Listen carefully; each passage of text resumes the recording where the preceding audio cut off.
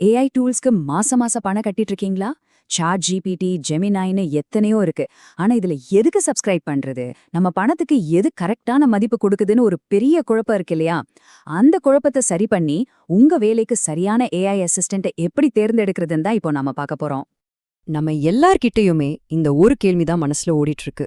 மாசம் மாசம் பணம் போகுது, ஆனா நாம யூஸ் பண்ற ஏஐ உண்மையிலே அந்த காசுக்கு வர்த்தா?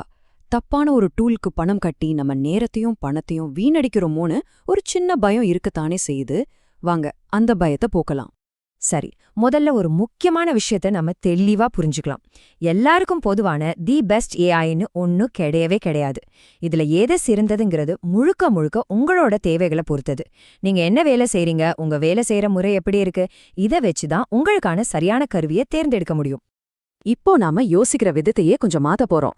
இந்த 4 ஏஐ டூல்ஸையும் ஒன்னுக்கொன்னு போட்டியாளரா பார்க்காம ஒவ்வொரு குறிப்பிட்ட வேலைக்கும் இருக்கிற தனித்தனி ஸ்பெஷலிஸ்டா பாருங்க. இப்படி பார்த்தாலே போதும், உங்களுக்கான முடிவை எடுக்கிறது ரொம்ப சுலபமாயிடும். நம்ம லிஸ்ட்ல இருக்கிற 4 முக்கியமான ஏஐ டூல்ஸ் இதோ: சாட் ஜிபிடி, கூகுளோட ஜெமினை, கிளாட், அப்புறம் பெர்ப்ளெக்சிட்டி. இதுல ஒவ்வொன்றும் எதுல ஸ்பெஷலிஸ்ட்னு இப்போ விரிவா பார்க்கலாம். முதல்ல நம்ம லிஸ்ட்ல இருக்கிறது சாட் ஜிபிடி. இது சிம்பிளா ஒரு ஆல்ரவுண்டர்னு சொல்லிடலாம்.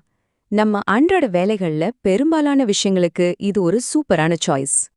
இங்கிலீஷ்ல ஜாக் ஆஃப் ஆல் ட்ரேட்ஸ்னு ஒரு பழமொழி சொல்லுவாங்க இல்லையா? அதுக்கு இதுதான் சரியான உதாரணம்.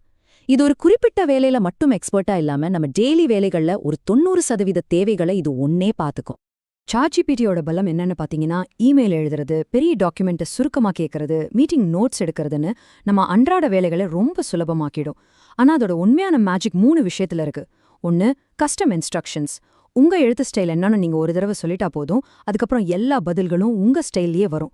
2வது, மெமரி. நீங்க சொல்ற சின்ன சின்ன விஷயங்களை கூட அது ஞாபகம் வச்சுக்கிட்டு அடுத்த முறை அதுக்கேத்த மாதிரி பதில் கொடுக்கும்.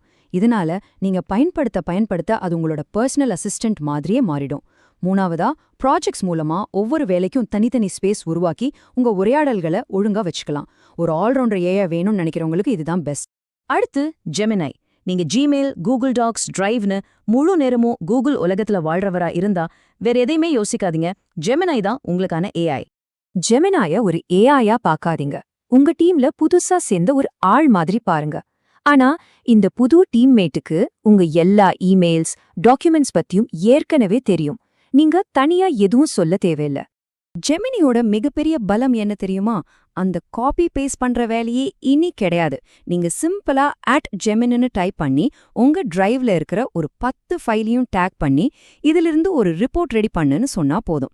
அது தானா எல்லாத்தையும் படிச்சு வேலையும் முடிச்சிடும். இதுதான் கூகுள் ஒர்க் ஸ்பேஸ் இன்டிகிரேஷனோட பவர். இதோட இன்னொரு பெரிய பிளஸ் பாயிண்ட் இதோட கான்டெக்ஸ்ட் விண்டோ. கிட்டத்தட்ட ஒரு பெரிய நாவலையோ இல்ல பல ஆராய்ச்சி கட்டுரைகளையோ ஒரே நேரத்தில் இதுக்குள்ள கொடுத்து அதிலிருந்து நீங்க கேள்விகள் கேட்கலாம். நிறைய டேட்டாவோட வேலை செய்யறவங்களுக்கு இது ஒரு வரம் மாதிரி. சரி, இப்போ ஆல்ரவுண்டர்கள்ல இருந்து ஸ்பெஷலிஸ்ட்கள் பக்கம் போலாம்.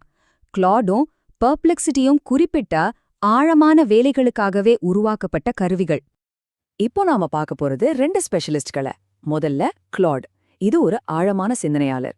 நீங்க ஒரு புத்தகம் எழுதுறீங்க, இல்ல ஒரு சிக்கலான பிசினஸ் பிரச்சனைக்கு தீர்வு தேடுறீங்கன்னா கிளாட் உங்க கூட உட்கார்ந்து நிதானமா யோசிச்சு ரொம்ப ஆழமான பதில்களை கொடுக்கும்.